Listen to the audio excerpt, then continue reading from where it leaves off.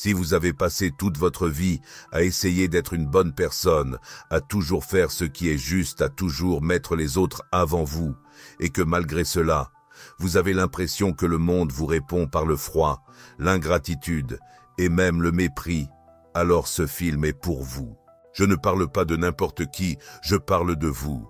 Il existe une vérité inconfortable que beaucoup refusent de voir. Une bienveillance excessive peut être destructrice. Cela peut sembler paradoxal, n'est-ce pas? Après tout, on entend partout que nous devons faire le bien, que la vie nous récompensera par le bien, que nous serons traités avec amour et compassion si nous sommes aimants. Mais que se passe-t-il si ce n'est pas vrai? Et si le monde ne récompensait pas votre trop grande bonté, mais l'utilisait contre vous? Carl Jung a passé des décennies à étudier la psyché humaine. Il a exploré les profondeurs de notre esprit et en a tiré une conclusion troublante. Plus une personne tente d'être totalement bonne, plus elle souffre. Pourquoi cela arrive-t-il? Que se passe-t-il lorsqu'une personne consacre toute sa vie à l'abnégation, aux soins des autres, à la soumission? En surface, cela semble admirable, mais Jung a découvert que ce type de bonté a un côté sombre, invisible.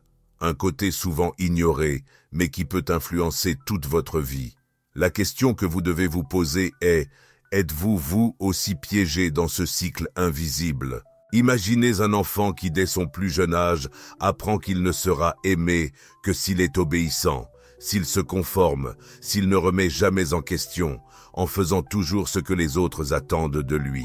Cet enfant grandit et devient un adulte qui se sent coupable de dire non à quelqu'un, qui se consacre sans relâche aux autres, mais ne reçoit jamais en retour la même attention. Quelqu'un qui sourit toujours, même lorsqu'il est épuisé intérieurement. Et puis vient inévitablement la question, pourquoi personne ne me traite-t-il avec la même considération que celle que je leur accorde? Si vous ressentez cela, sachez que ce n'est pas un hasard. Il y a une raison à cela. Jung a découvert que plus nous essayons d'être parfaitement bons, plus notre ombre grandit. Cette histoire commence bien plus tôt que vous ne le pensez. Pensez à vous, enfant. Que se passait-il lorsque vous exprimiez de la colère, lorsque vous disiez non, lorsque vous mettiez vos propres besoins en premier? Dans la plupart des cas, on nous a appris que ces comportements étaient égoïstes, impolis ou inappropriés. Dès notre enfance, on nous a appris que pour être aimés, nous devions nous effacer. Pour être acceptés, nous devions toujours céder. Pour être de bonnes personnes, nous devions constamment approuver. Ainsi, pierre après pierre, nous avons érigé une prison invisible. Te souviens-tu de la dernière fois où tu as dit oui alors que tu voulais dire non? Te souviens-tu de la dernière fois où tu as refoulé ta frustration juste pour préserver la paix? Te souviens-tu de la dernière fois où tu as ignoré tes propres besoins parce que tu ne voulais pas paraître difficile? C'est un schéma simple, mais destructeur. Nous apprenons que notre voix n'a pas d'importance, que fixer des limites est inconfortable, que nos besoins passent au second plan. Et avec le temps, ce conditionnement devient automatique. Un enfant puni pour avoir exprimé sa colère devient un adulte qui sourit alors qu'on l'ignore. Un enfant ignoré quand il pleurait devient un adulte qui ne demande jamais d'aide. Un enfant félicité uniquement lorsqu'il se comportait bien devient un adulte qui vit pour plaire aux autres. Ce que tu ne réalises pas, c'est que ce schéma n'affecte pas seulement la manière dont les autres te traitent. Il détruit aussi ce que tu es profondément. Chaque fois que tu nies une part de toi, que tu refoules un désir légitime, que tu ignores tes propres limites, tu envoies un message puissant à ton inconscient. Je ne compte pas. Mes besoins ne sont pas importants. Ma voix ne mérite pas d'être entendue. Et ton inconscient te croit. Il écoute chaque mot, il intègre chaque message. Et pire encore, il agit en conséquence. Carl Jung avait une vision révolutionnaire de la psyché humaine. Il a découvert que nous portons tout ce qu'il a appelé l'ombre, tous ces aspects de notre personnalité que nous rejetons, réprimons et refoulons dans l'inconscient. Mais qu'est-ce que cette ombre exactement? Pour comprendre, pense à tout ce que tu refuses de t'autoriser à être. Si tu as grandi en croyant qu'il faut toujours être aimable, ton ombre contient ton agressivité. Si on t'a appris à ne jamais être égoïste, ton ombre cache ton droit légitime à te placer en priorité. Si tu as appris à ne jamais montrer ta colère, ton ombre devient le refuge de toute ta rage refoulée. C'est comme si tu possédais une boîte intérieure dans laquelle tu gardes toutes les parties inacceptables de toi-même. Le problème, cette boîte est sans fond. Jung a observé quelque chose de profondément troublant. Plus une personne essaie d'être bonne, plus elle s'efforce d'être parfaite, plus son ombre devient grande et puissante. C'est une loi immuable. Plus vous niez une partie de vous-même, plus elle gagne en pouvoir dans l'inconscient. Maintenant, observez ce paradoxe cruel. Ceux qui s'efforcent le plus d'être bons, ceux qui se battent pour ne jamais blesser personne, pour toujours plaire, pour éviter le moindre conflit, ce sont eux qui souffrent le plus du poids de leur propre ombre. Vous devez vous demander, comment est-ce possible puisque j'essaie d'être bon? Comment puis-je nourrir quelque chose de négatif en moi? La réponse réside précisément dans l'acte même de répression. Quand vous vous dites « je ne peux pas ressentir de colère », vous n'éliminez pas la colère, vous la refoulez simplement dans un endroit où vous ne pouvez plus la voir. Quand vous dites « je ne devrais pas penser à moi », vous ne devenez pas moins dépendant, vous perdez simplement le contact avec vos besoins légitimes. Et voici la partie effrayante. Ce qui est refoulé ne disparaît pas, cela grandit, gagne en force, attend et finalement, d'une manière ou d'une autre, trouve un chemin pour se manifester. C'est pourquoi les personnes qui s'efforcent le plus d'être équilibrées ont souvent les pires effondrements. C'est pourquoi ceux qui n'expriment jamais leur colère explosent soudainement pour des raisons apparemment insignifiantes. C'est pourquoi ceux qui se sacrifient sans cesse finissent souvent par ressentir une telle rancune qu'ils ne se reconnaissent plus eux-mêmes.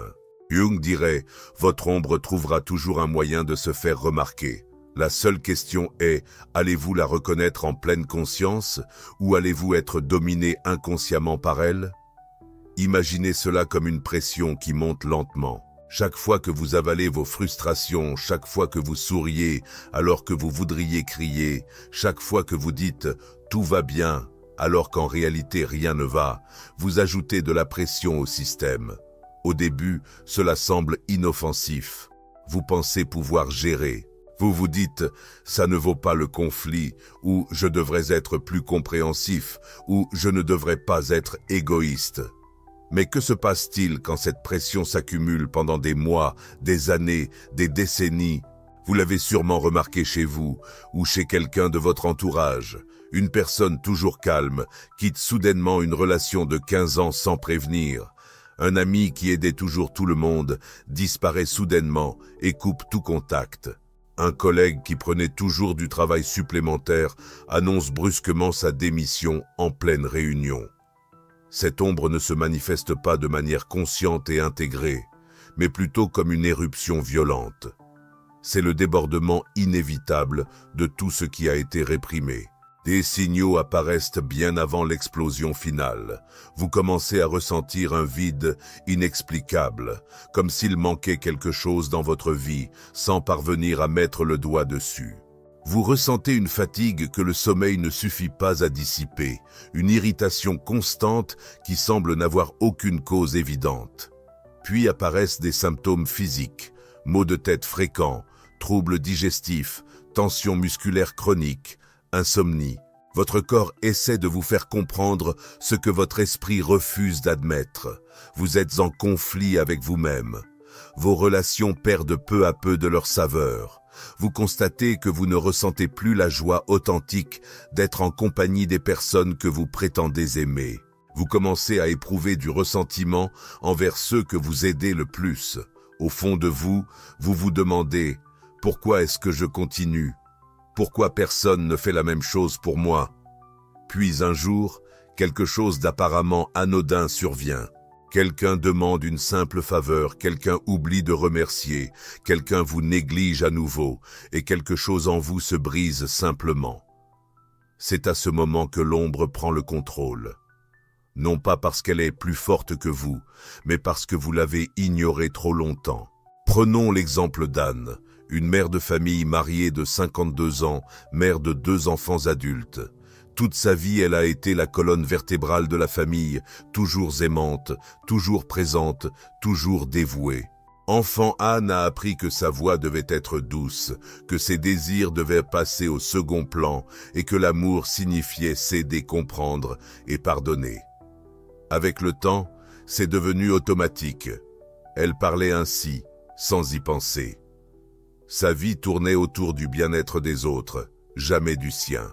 Elle agissait ainsi parce qu'elle croyait que c'était ce qu'on attendait d'elle, mais les années ont passé et quelque chose a commencé à changer. Ses enfants ont grandi et se sont éloignés. Son mari a fini par la tenir pour acquise. Ses amis prenaient rarement de ses nouvelles, et un jour, en se regardant dans le miroir, Anne a aperçu quelque chose de terrifiant. Elle ne savait plus qui elle était, ce qu'elle aimait, ce qui la rendait heureuse, ni ce qu'elle voulait pour elle-même.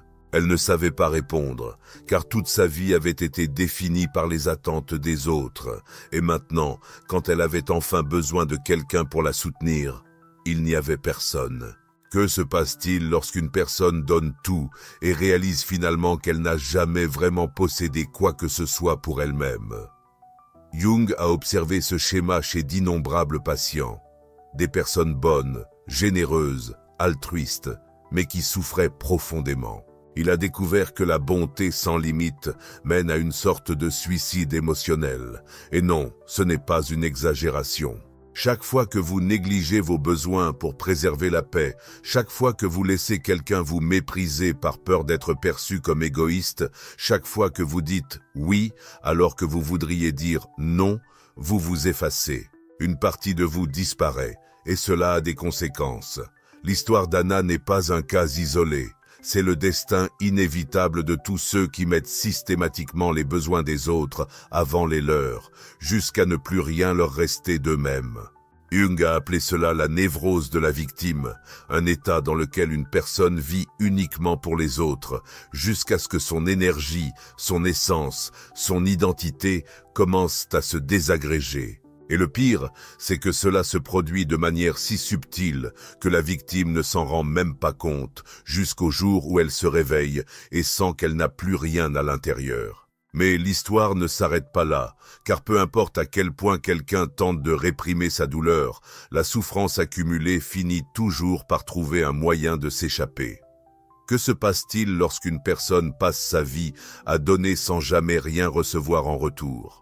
Elle commence à ressentir quelque chose qu'elle ne veut pas admettre, de la colère de ne jamais être une priorité, de la colère d'être toujours mise de côté, de la colère d'avoir tant donné pour finir par être traitée comme si elle était invisible. Mais cette colère n'éclate pas immédiatement, elle reste cachée. Elle se manifeste par de petites frustrations au quotidien, des comportements passifs-agressifs, une tristesse qui ne disparaît jamais complètement, jusqu'au jour où ce ressentiment grandit, devient insupportable, et alors quelque chose se produit.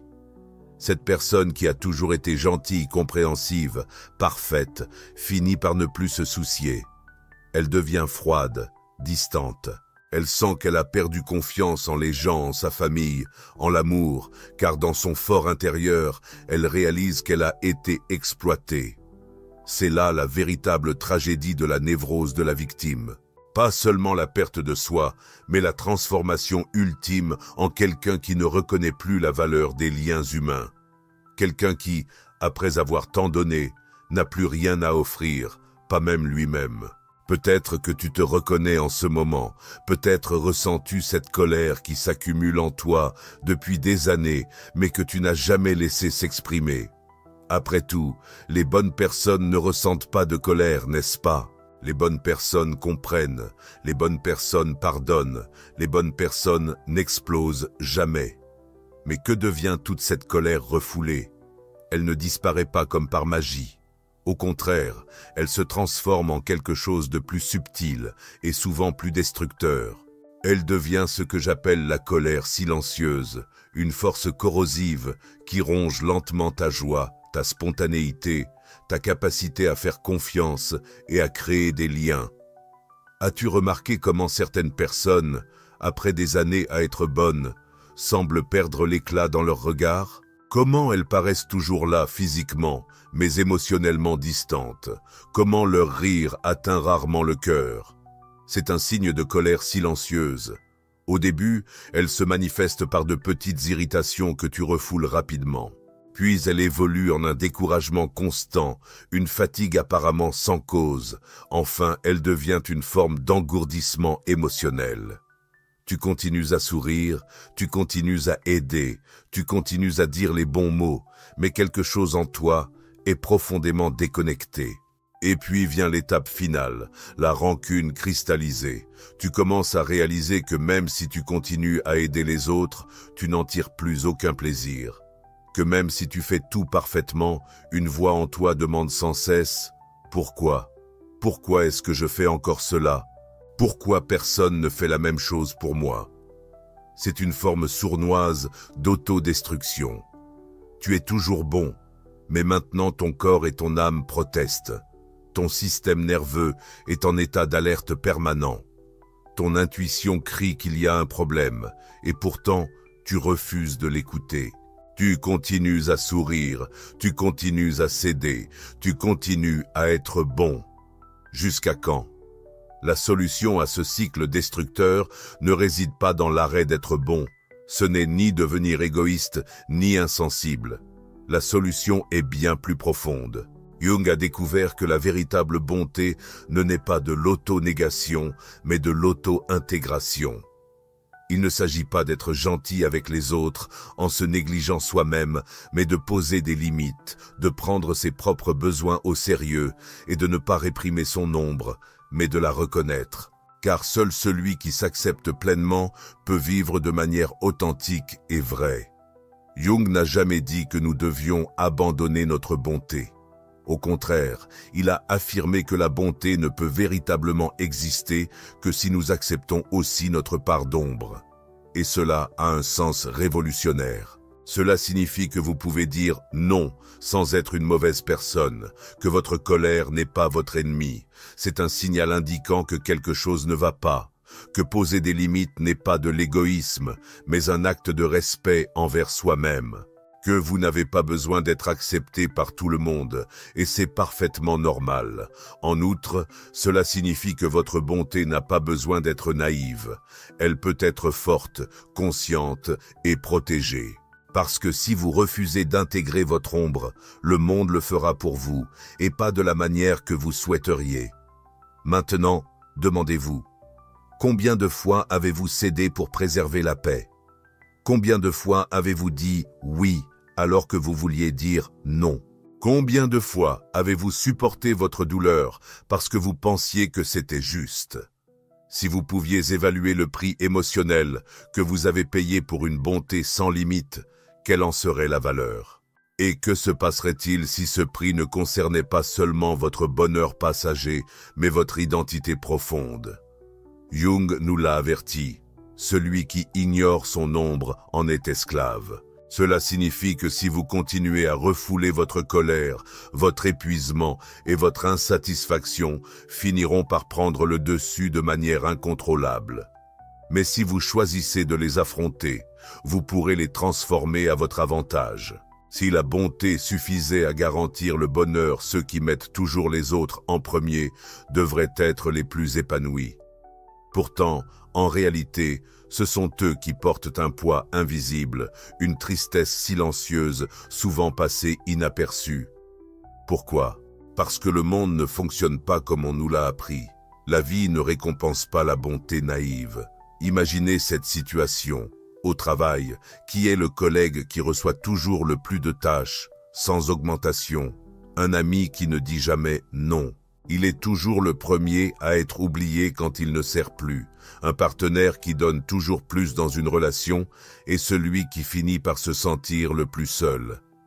Une étude fascinante de psychologie sociale le confirme. Les chercheurs ont découvert que les personnes excessivement gentilles sont plus souvent exploitées, que ce soit au travail ou dans leurs relations. Elles sont perçues comme moins menaçantes, moins susceptibles de réagir et par conséquent, choisies inconsciemment comme cible facile. Cela signifie-t-il que le monde est un endroit terrible où seuls les forts survivent? Non. Mais cela veut dire qu'il ne suffit pas d'être simplement bon. Si tu n'apprends pas à équilibrer ta bonté avec ta force, d'autres feront cet équilibre pour toi par la force. Et c'est un risque que tu ne peux plus ignorer. As-tu remarqué que certaines personnes accumulent frustration sur frustration sans jamais en parler? Elles évitent les conflits, font semblant de ne pas s'en soucier. Elles sourient alors qu'elles aimeraient crier. Puis un jour, elles explosent tout simplement.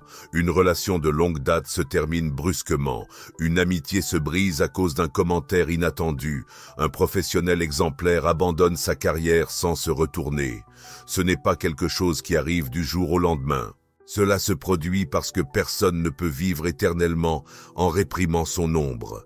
Plus tu nieras ta propre force, ta propre colère, ta propre assertivité, plus intense sera le moment où tu ne pourras plus les retenir. As-tu remarqué comment les personnes les plus douces peuvent parfois connaître les effondrements les plus dévastateurs? Ce n'est pas un hasard, c'est une vraie mathématique émotionnelle.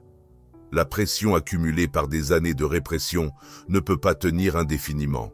À un moment, le système craque. Qu'est-ce qui rend cette chute si dangereuse? C'est le fait qu'elle survient généralement quand la personne s'y attend le moins et de la manière qu'elle redoute le plus. Pense à combien d'histoires tu as entendues à propos d'eux.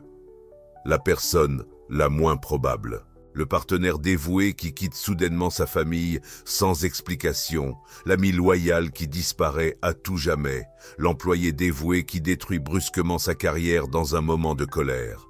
Derrière ces histoires choquantes se cache presque toujours le même schéma. Quelqu'un qui a nié ses propres besoins pendant longtemps, quelqu'un qui a réprimé sa voix, quelqu'un qui, en voulant être parfait, est devenu une bombe émotionnelle à retardement.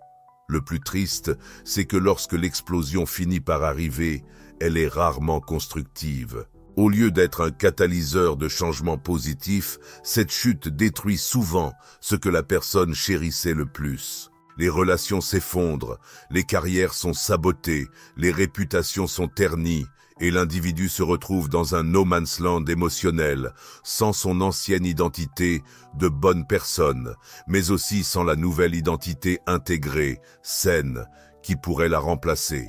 Jung appelait cela l'énantiodromie, le principe selon lequel tout poussé à l'extrême finit par se transformer en son contraire. Une bienveillance excessive devient amertume. Un altruisme extrême se change en profond ressentiment. Une tolérance infinie éclate en intolérance. Si tu es arrivé à ce moment, c'est que quelque chose en toi a reconnu une vérité inconfortable. Peut-être as-tu réalisé que ta bonté ne te protège pas. Peut-être as-tu remarqué que tu as passé beaucoup de temps à chercher l'acceptation des autres. Peut-être es-tu fatigué de sentir que ta gentillesse est un fardeau plutôt qu'un don. Il est temps de faire les choses autrement. Et ce moment, c'est maintenant. Jung disait « Celui qui regarde à l'extérieur rêve, celui qui regarde à l'intérieur s'éveille ». Cela signifie que ta transformation ne viendra pas d'une nouvelle relation, d'un nouvel emploi ou d'une nouvelle étape de vie. Elle ne peut venir que de l'intérieur. Et si tu es arrivé là, c'est que tu es prêt à faire ce pas. Mais comment? Comment briser des schémas émotionnels ancrés depuis des années, voire des décennies? Comment apprendre à être fort sans devenir dur? Comment trouver l'équilibre entre bonté et respect de soi? La première étape, c'est la reconnaissance. Reconnaître que ton ombre n'existe pas pour te détruire, mais pour te protéger. Ta colère, ta frustration, tes limites, toutes ont un sens. Elles essaient de t'alerter sur tes besoins insatisfaits. La deuxième étape, c'est de t'autoriser. Autorise-toi à ressentir ce que tu ressens, sans jugement. Autorise-toi à avoir des besoins. Autorise-toi à dire non quand quelque chose ne te convient pas. La troisième étape, c'est la pratique. La prochaine fois que tu sentiras quelqu'un dépasser tes limites, arrête-toi. Prends une grande inspiration et demande-toi, que se passerait-il si, pour une fois, je me mettais en priorité? Cela ne doit pas être une grande confrontation. Cela ne doit pas être une explosion émotionnelle. Un petit test suffit. Dis non quand tu ne veux pas quelque chose. Prends la parole lorsque quelque chose te dérange. Prends une décision qui est bonne pour toi, pas seulement pour les autres. Au début, cela peut faire peur, mais avec le temps, tu remarqueras quelque chose de puissant. Ton ombre n'a pas cherché à te détruire, elle a voulu te protéger. Et quand tu apprendras à l'écouter, quelque chose changera. Les gens commenceront à te respecter davantage. Tu te sentiras plus léger, le ressentiment s'effacera, car pour la première fois de ta vie, tu seras complet. Et c'est la vraie force de ceux qui ont appris à s'intégrer. Amen.